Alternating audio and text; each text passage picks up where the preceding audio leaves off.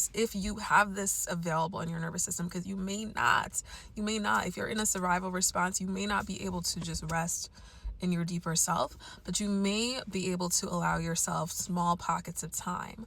And so this is why coaching is so amazing, because you have someone else who's seated in their who's regulated and seated in their deeper self, and they can now hold, kind of like be your anchor and allow your nervous system to feel safe as you're going through that journey. And I like to work in like small increments. I work truly like a coach.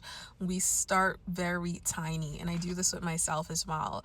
If I feel myself, like for years, a couple years ago, I felt it didn't go on for years. I would say maybe went on for a few months. But I felt like my heart just fluttering open. But at the same time, I was going through some really traumatic shit. And I was just like, this is not the time for you to be opening. We are not opening. We're not getting into this lovey-dovey state. We're not going to do that. These people are dangerous, girl.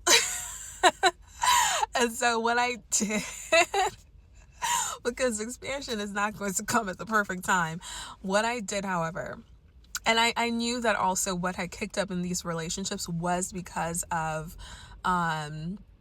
the spiritual expansion and me opening up and choosing just to, a few weeks later, oh, I'm going to open up to this energy. Blah, blah, blah.